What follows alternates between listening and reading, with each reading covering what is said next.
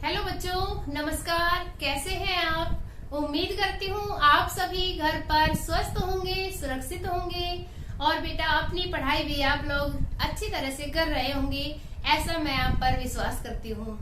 बच्चों, आप घर में रह करके अपना एक टाइम टेबल निश्चित करो, उसके आधार पर ही आप अपनी पढ़ाई करें, जिससे आपका काम दिया जाता है उसे करने में आसानी होगी।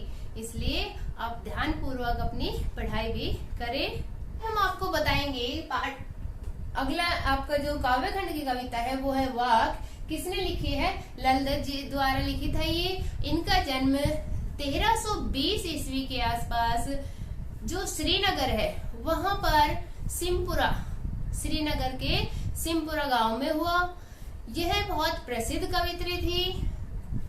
इन्हें वहां पर लल्लेश्वरी, लल्ला, ललारिफा आदि नामों से जाना जाता है। जैसे बच्चे होते हैं उन्हें बचपन में अलग नाम से पुकारते हैं, उनके दादा दादी अलग नाम रख लेते हैं प्यार से, तो लोग इन्हें अनेक नामों से पुकारते थे। ललदत जी एक कश्मीरी कवित्री थी। उन्होंने अपनी वाक शैली के माध्यम से लोगों को बहुत प्रभावित किया और उन्होंने भी अन्य संत कवियों की तरह, जो हमारे जैसे रहीम जी, कबीरदास जी हुए हैं, इनकी तरह ही भक्ति पर, भगवान की भक्ति पर विशेष बल दिया है। इन्होंने भी बाह्य आडंबरों का विरोध किया है कि इन सब से दूर रह करके हमें सच्चे मन से प्रभु की भक्ति में लीन रहना चाहिए। तो इसी आधार पर आज हम आपको पढ़ाएंगे वाक। वाक का अर्थ होता है बेटा वाणी, कि उन्होंने अपनी वाणी से बताया है कि किस प्रकार से हमें भगवान की भक्ति करनी चाहिए ताकि वो हमारे पास रहे, क्योंकि वो मानती है कि भगवान तो हमारे मन में ही है। किसी प्रकार में से आप किसी में भेदभाव न करें, कोई भी ऐसा असमानता या अधर्म न करे जिससे आपको हानि हो। इसमें हम आपको बताते हैं, देखिए कवित्री क्या कहती है। रस्सी कच्चे धागे की खींच रही मैं नाव, जाने सुन कब मेरी पुकार, करे देव भव सागर पार। पानी टपके कच्चे सकोरे, व्यर्थ प्रयास हो रहे मेरे। जी में उठती रह रहे कूक, घर जाने की चाह गेरे। पहले इसके शब्दार्थ देखिए बेटा। भव सागर क्या होता है? भव सागर यहाँ पे कवित्री ने बताया कि जो संसार है, संसार रूपी सागर को ही भव सागर माना है। कच्चे सकोरे, यहाँ पर है क्षण भंगुर जीवन। क्षण भंगुर यानी कि हमारा जीवन तो कुछ समय गया, किसी को नहीं पता ये जीवन कब समाप्त हो जाए, इसलिए हमें अपने जीवन में अच्छे कार्य करने चाहिए। हुक होती वेदना, तड़प, यानी कि एक तड़प है हमें किससे मिलने की? यहाँ पर भगवान से मिलने की। और किससे? कवित्री को। प्रयास, जो कि सभी को पता है, प्रयास, आप भी प्रयास करते हो किसी चीज को पाने का। पढ़ाई आप करते हो तो भी आप प्रयास करते हो, तो वो होती है कोशिश। अब क्या कहती है कवित्री, सुनना बेटा ध्यान से। रस्सी कच्चे धागे की खींच रही मैं नाव। कवित्री कहती है कि मेरा शरीर तो एक नाव के समान है जिसे मैं कच्चे धागे की रस्सी से खींच रही हूँ। जाने कब सुन मेरी पुकार, करे देव भव सागर पार। न जाने भगवान मेरी पुकार कब सुनेंगे और मुझे इस भव सागर से पार, इस संसार रूपी सागर से पार ले जाएंगे, यानी कि मुझे मोक्ष की प्राप्ति होगी। पानी टपके कच्चे सकोरे, व्यर्थ प्रयास हो रहे मेरे। कहते कि जो मिट्टी का पात्र होता है, मिट्टी का जैसे घड़ा होता है, तो जब वो कच्चा होता है तो अगर हम उसमें पानी डालेंगे तो वो नीचे से टपकता रहेगा और सारा पानी गिर जाएगा।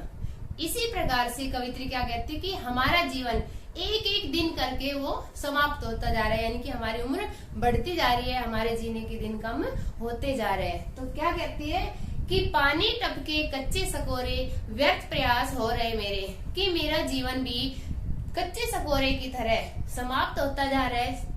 थोड़ा थोड़ा मेरा जीवन भी समाप्त होता जा रहा है, उम्र बढ़ती जा रही है, और जो भी मैं प्रभु को पाने का प्रयास कर रही हूँ, जो भी मैं कोशिश कर रही हूँ कि प्रभु मुझे मिल जाए, वो सारे प्रयास मेरे व्यर्थ हो रहे हैं। जी में उठती रह रहे कूक, मेरे मन में बार बार से वेदना है, तड़प है, किस चीज की? घर जाने की चाह मेरे। यहाँ पे बेटा घर जाने की चाह, ये नहीं कि वो अपने घर जाना चाहती है, अरे वो तो अपने घर ही होगी शायद, और ना भी हो तो भी इसमें यहाँ पर ये इसका आशय नहीं है। घर जाने की चाह यानी घर का यहाँ पर अर्थ है ईश्वर के पास जाना चाहती है। तो उसके मन में रह रहकर हुक यानी कि वेदना यानी कि तड़प है किसके पास जाने की, ईश्वर के घर जाने की, ईश्वर के पास जाने की। तो इसमें क्या कहती है कि मेरा शरीर धीरे धीरे करके क्षण भर करके नष्ट होता जा रहा है, रस्सी कच्चे धागे की खींच रही मैं नाव, मैं एक नाव को खींच रही हूँ, किससे, कच्चे धागे की रस्सी से, और वो रस्सी न जाने कब टूट जाए इसका भी कोई भरोसा नहीं है। यानी कि हमारा जीवन न जाने कब समाप्त हो जाए इस चीज का हमें कोई विश्वास नहीं है, क्योंकि किसी को नहीं पता किसकी मृत्यु कब हो जाए। जाने कब सुन मेरी पुकार, करे देव भव सागर पार, न जाने भगवान मेरी पुकार को कब सुनेंगे और मुझे इस संसार रूपी जीवन से मुक्त कराएंगे। पानी टपके कच्चे सकोरे व्यर्थ प्रयास हो रहे मेरे। और एक उदाहरण के माध्यम से कहती है कि जिस प्रकार से कच्चे बर्तन से पानी टपकता है और वो कम होता जाता है, उसी प्रकार से मेरा जीवन भी एक एक दिन करके समाप्त होता जा रहा है। व्यर्थ प्रयास हो रहे मेरे, और जो मैं भगवान को पाने की कोशिश कर रही हूँ, जितने भी मैं प्रयास कर रही हूँ, जितने भी प्रयत्न कर रही हूँ, वो सारे मेरे बेकार हो रहे हैं, व्यर्थ हो रहे हैं। जी में उठती रह रहे कूक, मेरे मन में बार बार एक वेदना उठती है, घर जाने की चाह मेरे, और मैं ईश्वर के घर जाना चाहती हुई है, मेरी इच्छा है, बार बार मुझे ईश्वर के पास जाने की इच्छा हो रही है। तो इसमें कवित्री ने ये बताया है। आगे देखते हैं। खा खा कर कुछ पाएगा नहीं, न खा कर बनेगा अहंकारी, सम खा तभी होगा संभावी, खुलेगी बंद द्वार की साकल। खा खा कर कुछ पाएगा नहीं, पहले इसके देखिए बेटा, अहंकारी क्या होता है, घमंडी। न खाकर क्या होता है, भोग, यानी कि जो कुछ भी हम खाते हैं संयम रखना, यानी कि उन पर नियंत्रण रखना। समभावी, समानता की भावना रखने वाला। सम होता है इंद्रियों पर संयम, इंद्रिया जो अंतःकरण और बाह्यकरण की इंद्रिया है उन पर हम कंट्रोल नियंत्रण रखेंगे।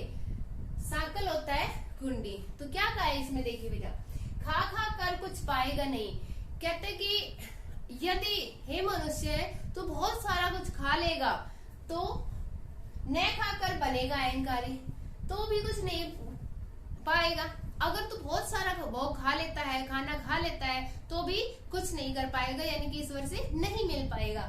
और न खाकर बनेगा अहंकारी, और अगर तू नहीं खाएगा, मान लो जैसे आप लोग व्रत उपवास करते हो, है ना, तो आप कुछ नहीं खाते।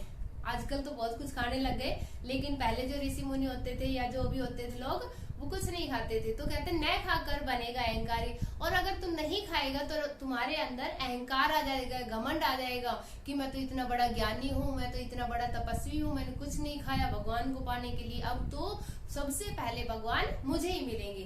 तो कहते हैं कि न खाकर बनेगा अहंकारी, अगर तू नहीं खाएगा तो अहंकारी बन जाएगा। कहते हैं ना, अति किसी भी चीज की अच्छी नहीं होती, ऐसे ही न खाकर कुछ पाएगा नहीं, यानी कि अगर कुछ नहीं खाएगा तो भी भगवान को नहीं पाएगा, और बहुत सारा खा लेगा तो भी भगवान को नहीं पाएगा। क्या कहते थे इसमें, सम खा तभी होगा संभावी। सम खा यानी कि इंद्रियों पर तो संयम रख, कंट्रोल रख, नियंत्रण रख, तभी क्या होगा, होगा संभावी, तभी समानता की भावना रखने वाला बनेगा, सभी को समान समझने वाला बनेगा। तुम्हारे अंदर ना तो घमंड रहेगा, कोई अहंकार नहीं होगा, और सभी को समान समझेगा।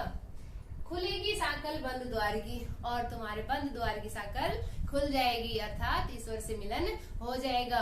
जब हम आपस में भाईचारे की भावना रखेंगे, किसी के प्रति ईर्ष्या क्रोध द्वेष नहीं रखेंगे, तो हमें ईश्वर की प्राप्ति हो जाएगी। आई सीधी राह से गई न सीधी राह, सुसुम सेतु पर खड़ी थी बीत गया दिन आ, जेब टटोली कोड़ी ने पाई, मांझी को दूं क्या उतराई। यहाँ पे कवित्री कहती है, वह तो ईश्वर के घर से सीधी राह ही आई थी और गई न सीधी राह, लेकिन वह किसी कारण से सीधी राह पर न जा पाई। यानी कि आई थी तो उनके अंदर कोई बुराइयां नहीं थी, लेकिन जब मृत्यु होती है तो हम बहुत सारी बुराइयों को ग्रहण कर लेते हैं, और वो किस कारण, सुषुम सेतु पर खड़ी थी, बीत गया दिन। वह हठ योग के चक्कर में, सुषुम्ना नाड़ी को जागृत करने के चक्कर में क्या हो गया, बीत गया दिन। उस हठ योग को जागृत करने में उसने अपनी पूरी जिंदगी बिता दी, उसका पूरा जीवन बीत गया। जेब टटोली कौड़ी ने पाई। अब जब अंत समय आ गया है तो जिस प्रकार से हम कहीं यात्रा करते हैं, चाहे बस हो चाहे वो गाड़ियां हो कोई भी, तो हम या तो टिकट खरीदते हैं या पैसे देते हैं वहां दूसरी जगह जाने के लिए। इसी तरह से कहते हैं कि जब ईश्वर उन्हें लेने आते हैं और वो अपनी जेब टटोलती है तो उसके पास भगवान पैसे थोड़े ना लेगा, वो अच्छाइयां देखते हैं कि इसने जीवन में कौन से अच्छे कर्म किए हैं। तो कहते जब मुझे भगवान लेने आए तो मेरे पास एक भी अच्छा कर्म नहीं था, तो मैं उन्हें कौड़ी के रूप में क्या दूंगी कि वो मुझे भव सागर से पार लगाएंगे। और ये सब किसके चक्कर में, मैंने हठ योग के चक्कर में आकर अपना पूरा जीवन नष्ट कर लिया, मेरे अंदर बहुत सारी बुराइयां आ गई। तो ये है बेटा हमारा तीसरा।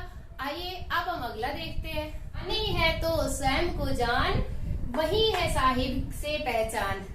थल होता है, थल थल यानी कि प्रत्येक जगह, थल थल में बसता है शिव। कवित्री कहते हैं कि हे मनुष्य, शिव यानी कि परमात्मा तो सभी स्थान पर विराजमान है, सभी स्थान पर बसता है। भेद ने कर क्या हिंदू मुस्लिम, तुम्हें किसी में भी भेदभाव नहीं करना चाहिए। यदि तुम ज्ञानी हो तो तुम्हें पता होना चाहिए कि भगवान तो प्रत्येक प्राणी में निवास करता है, इसलिए तुम्हें किसी भी प्राणी में भेदभाव नहीं करना चाहिए। ज्ञानी है तो स्वयं को जान। यदि तू सच में ही ज्ञानी है, यदि तू चाहता है कि ईश्वर तुझे प्राप्त हो, तो क्या है, ज्ञानी है तो स्वयं को जान। तो सबसे पहले तुम्हें स्वयं को, अपने आप को जानना होगा, क्योंकि ईश्वर, क्योंकि वही है साहिब से पहचान, क्योंकि भगवान से असली पहचान तो वही है। जो ज्ञानी व्यक्ति हिंदू मुस्लिम में भेदभाव नहीं करता, किसी प्रकार की बुराइयां नहीं करता, किसी प्रकार का कोई अहंकार नहीं रखता, उसके अंदर ही भगवान बसते हैं, क्योंकि वह तो हर जगह व्याप्त है। इसलिए क्या कहते हैं कवित्री कि ज्ञानी है तो स्वयं को जान, इसलिए तुम्हें खुद को जानना चाहिए। वही है ईश्वर से पहचान, वही ईश्वर से सच्ची पहचान है, क्योंकि परमात्मा आत्मा के रूप में हम सभी के हृदय में निवास करता है। क्या, परमात्मा आत्मा रूप बनकर सभी के हृदय में निवास करता है, हमें ढूंढने की आवश्यकता नहीं है। अब कब मिलेंगे भगवान, जब हम बड़ों का कहना मानते हैं, अच्छे कर्म करते हैं, सभी को समान दृष्टि से देखते हैं, हम अपने अंदर कोई बुराइयां नहीं आने देते, तो हमें ईश्वर की प्राप्ति हो जाती है। ये है हमारा वाक जो कवित्री ने हमें बताया है कि हमें किसी प्रकार के बाह्य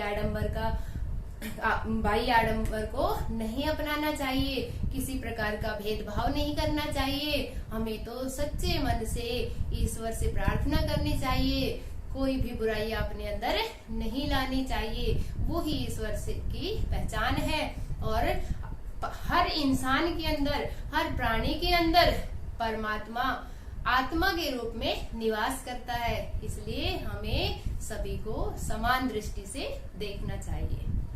ठीक है बच्चों, आशा करती हूँ आपको ये समझ आया होगा। अब देखिए इसका सार कि कवित्री ने इस वाक कविता में क्या कहा है। देखिए बेटा क्या कहती कवित्री, कवित्री अनुभव करती है कि जीवन क्षण भंगुर है। क्षण भंगुर यानी कि पता नहीं इसका अंत कब हो जाए, पता नहीं हमारी मृत्यु कब हो जाए, जीवन का कुछ भी नहीं पता, कोई भरोसा नहीं है। आत्मा का परमात्मा से मिलन नहीं हो पा रहा है, इसलिए उसके हृदय में, किसके हृदय में, कवित्री के हृदय में एक तड़प सी उठती है। मुक्ति का द्वार तभी खुल सकता है जब मनुष्य न तो पूरी तरह भोगी हो और न ही योगी तपस्वी हो। हमने पढ़ाया था खा खा कर कुछ पाएगा नहीं, न खाकर बनेगा अहंकारी। क्या कहा है कि पूरी तरह न तो वह भोगी हो और न ही वो तपस्वी योगी हो। मध्यम मार्ग से ही मुक्ति प्राप्त हो सकती है, यानी कि समखा तभी होगा संभावी, मध्यम मार्ग से ही मुक्ति प्राप्त हो सकती है। हठ योग साधना से कुछ नहीं मिलेगा, यानी कि अगर तुम हठ करोगे, हठ योग में निरंतर प्रयास करोगे, जागृत करने की कोशिश करोगे, तो वहां भी तुम्हें कुछ नहीं मिलेगा। कण कण में बसता है शिव, शिव तो कण कण में बसता है। भेद न कर क्या हिंदू मुस्लिम, वह हिंदू मुस्लिम में भेद नहीं करता। ज्ञानी है तो स्वयं को पहचान, वही है साहिब से पहचान। अगर तू ज्ञानी व्यक्ति है यानी ज्ञान तो स्वयं को पहचानता है और उसी के माध्यम से ईश्वर को भी पाना चाहता है। यानी कि इसमें क्या बताया है कि हमें अपने अंदर की बुराइयों को दूर भगाना है। जब हमारे मन में अच्छाइयाँ होगी तब ही हम ईश्वर को पा सकते हैं और उसे ढूंढने की आवश्यकता नहीं है, क्योंकि जब हमारे मन के अंदर सभी प्रकार से अच्छाइयाँ, अच्छे गुण आ जाएंगे तो हम ईश्वर को आसानी से अपने मन में ही ढूंढ सकते हैं, मन में ही पा सकते हैं। ये है बेटा इसका सार। धन्यवाद।